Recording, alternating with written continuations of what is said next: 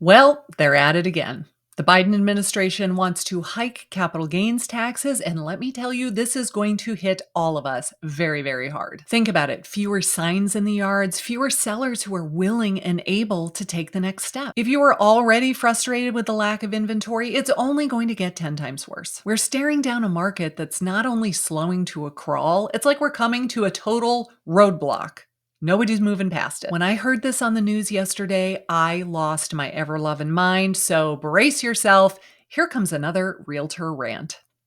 The president's 2025 budget proposal plans to raise the capital gains tax rate to 44.6%. Big sigh from Grover.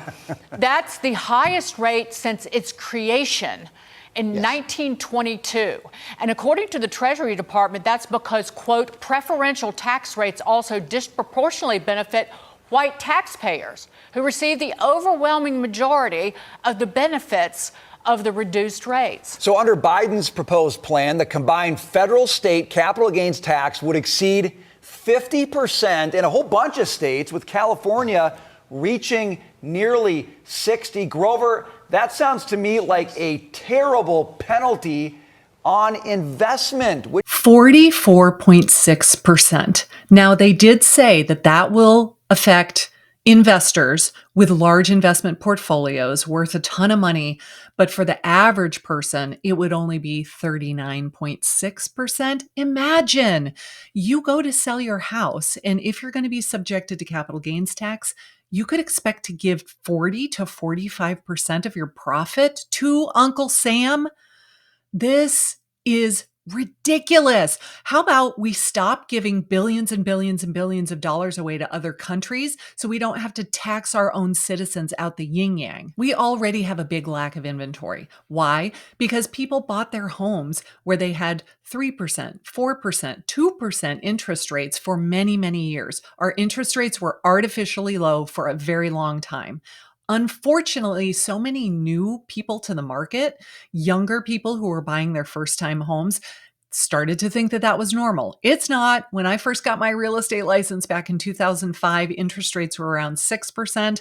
They went up higher than that. I think my first house since I got my license was at 5.5%. And I thought that was a smoking deal. And then after the real estate crash and then COVID, the interest rates went down and down and down and down. And so people started to get used to it and think that that's normal. It's not. 6-7% interest rates are fairly normal, but compared to what we had before, it's a huge increase. So sellers are not excited to sell their home and go buy a house that's significantly more expensive and also at a much higher interest rate. Many of them are just deciding, never mind, I'm just going to stay put. I will remodel the house that I have and I will suck it up until interest rates come back down again, because I'm not willing to buy half the house at twice the price just so that I can move. This is a problem that we're seeing all across the country in many, many markets. Tell me in the comments below if you're seeing this in your market.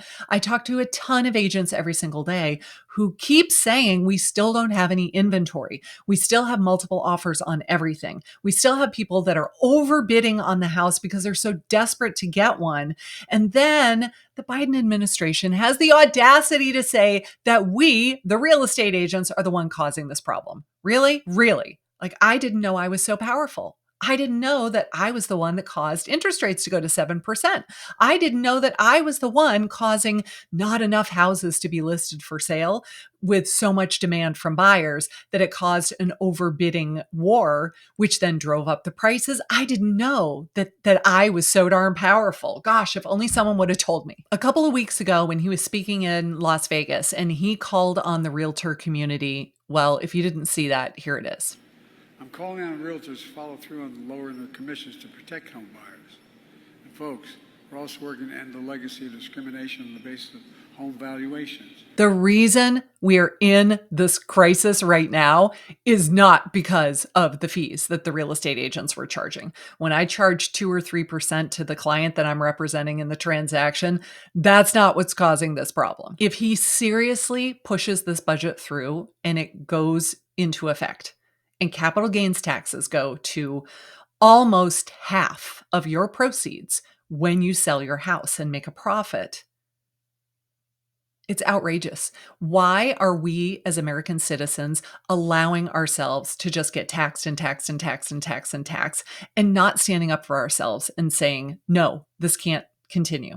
Even this article in Forbes said that this was a startlingly high percentage that doesn't take any income requirements, any income thresholds into account. It is mind-boggling to me that they really think this is a good idea and that they should just tax the crap out of the American citizens in order to get more money for the government. Perhaps some of the policies that the administration has put into place is what is causing the problem in the first place. So, hey, let's create the problem and then we'll just tax the heck out of you in order to try to fix the problem.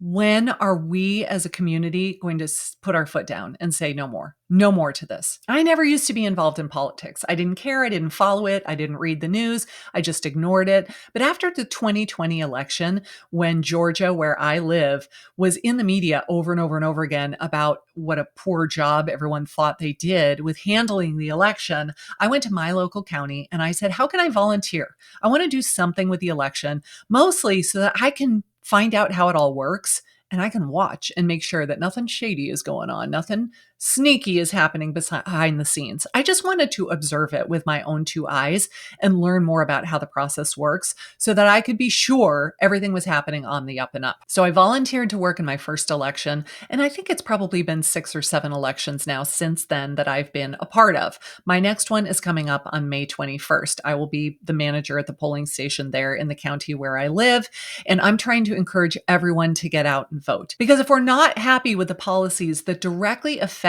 the ability of the consumer to buy and sell a house, the policies they're putting into place that affect personal property rights, the policies they're putting into place that affect my profession and how well I am able to do my job and provide for my family, if they're making these policy decisions and we don't say anything about whether we agree or disagree, then we deserve what we get. We need to get out there and vote. And if you don't like what you're seeing, vote this guy out of office. I have seen very few policies come through in the last 4 years that I agree with when it comes to real estate. And so I'm going to be out there letting my voice be heard. And I hope that you will too.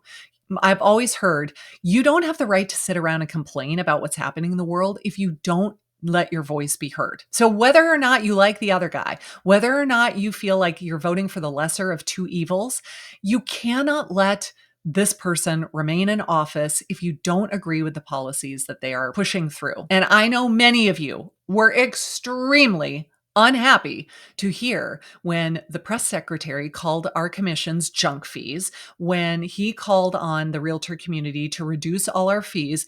Absolutely, we should not be able to earn a valid living because you are giving $100 billion with a B to other countries and giving $0 in that same bill to the United States and policies that would help our own citizens. And it's so funny that I never used to talk politics. I never talked politics, religion, anything controversial. And guess what? I got canceled anyway. I got my entire Facebook account deleted 2 years ago, and I still have no idea why. So if I got canceled for talking about my kids and my chickens, then by God, I'm going to say what I really think. And what I really think is we need to vote this guy out of office. So if you cannot stomach the idea of capital gains taxes going to 44.6% and you want to make sure that your voice is heard, please show up at your polling station, vote in all of the local elections, vote in the bigger elections. There are probably a couple between now and November, but for the love of God, show up in November.